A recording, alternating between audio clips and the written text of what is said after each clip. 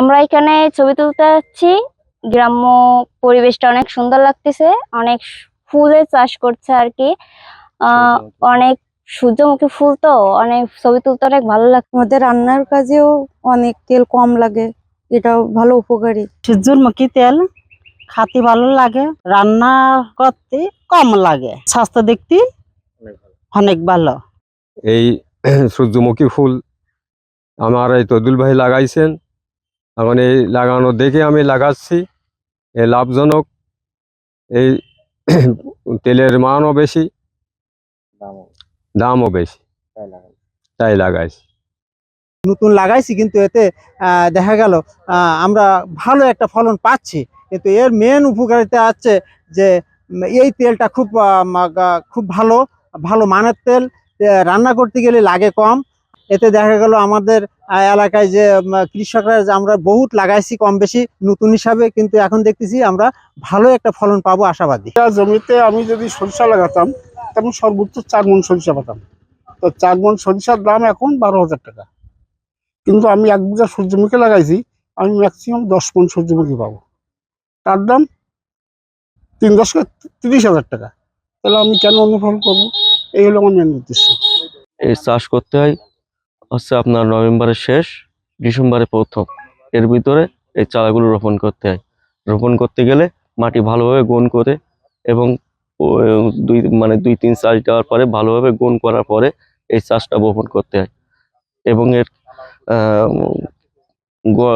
রোগ আছে, 2-3টা রোগ আছে, সেই রোগটা নির্ণয় করে তার প্রতি ওষুধ দিতে হয়, কীটনাশক দিতে হয়। এবং কীটনাশক দেওয়ার পরে চারা বীজ যখন শেষ হয়, বড় হয়, তখন এর সময়কাল হলো মার্চ মাসের দিকে তুলতে হয়। পরিপূর্ণ পাকার পরে এগুলো তুলতে হয়। বেশ অন্তত 1-1.5 কেজি ওজন হবে এরকম। এখন যা ওয়েট যা দেখতে পাচ্ছি, এখন এখন পাতলায় ফল বেশি, ফুল বড় হয়, একটু ঘন, একটু ছোট হয়। এটা আমি নিজেই খেয়াল করে দেখেছি, নিজে জমিতেও দেখেছি, পরের জমিতেও দেখেছি। আমি একটা ট্রেনিংয়ে যেয়ে এই সূর্যমুখী ফুল সম্পর্কে বিস্তারিত শুনি এবং এর লাভজনক বুঝে আমি ওখান থেকে বীজটা নিয়ে আমি 2 বিঘা জমিতে চাষ শুরু করছি। আরও উদ্বুদ্ধ হয়েছি। আমাদের রাসূলুল্লাহ সাল্লাল্লাহু আলাইহি ওয়াসাল্লাম বলেছেন 4টি তেল অতি উত্তম, তার মধ্যে এই সূর্যমুখী একটা ভালো তেল। সেই সুবাদে এর বাজার মূল্যও ভালো। তাই আমি এই সূর্যমুখী চাষে উদ্বুদ্ধ হয়েছি। আগামীতে আশা করি আরও সুন্দরভাবে করা যাবে। আমি সহ আমার এলাকা অন্তত 7 শতাধিকেরও বেশি কৃষক এই সূর্যমুখী চাষ করেছেন এবছর। আশা করছি খুবই ভালো লাভবান হব, কিন্তু ফলের পরে এর বোঝা যাবে লাভ এবং লসটা। এখন বর্তমান যে অবস্থান ফুল গাছে, তাতে করে আমি বেশ লাভবান হব বলে আশা করি।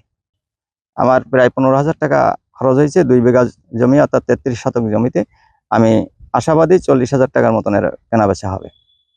বাজারে চাহিদা প্রচুর। তেলের চাহিদা যারা জানে, এর গুণগত মান খুবই ভালো। এ কারণে আমি লাভবান হব বলে আশাবাদী।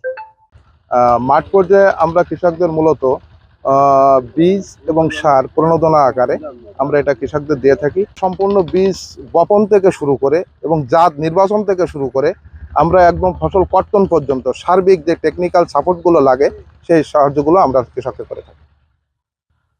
এবছর এই জেলায় দ্বিতীয় তেল ফসল হিসাবে অগ্রগতি অর্জন করেছে, সেটি হলো সূর্যমুখী। বিগত বছরে আবাদে হয়েছিল 107 হেক্টর জমিতে। লক্ষ্যমাত্রা ধরেছিলাম এবছর 114 হেক্টর জমিতে, কিন্তু আমাদের অর্জন হয়েছে 228 হেক্টর জমি। বিগত বছর এর উৎপাদন হয়েছিল মাত্র 230 মেট্রিক টন। এবছর আমরা লক্ষ্যমাত্রা ধরেছিলাম 251 মেট্রিক টন উৎপাদনের।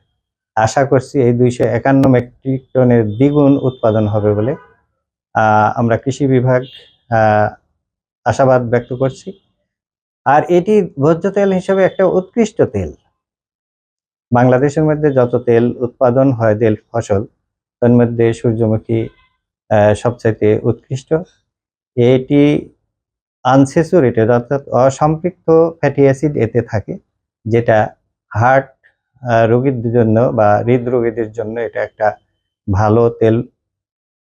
এর সাথে এখানে ভিটামিন ই আছে এবং ফ্যাট এবং কার্বোহাইড্রেটের পরিমাণ একবারে ন্যূনতম, যার কারণে এই তেলটি আমাদের স্বাস্থ্যের জন্য খুবই উপযোগী।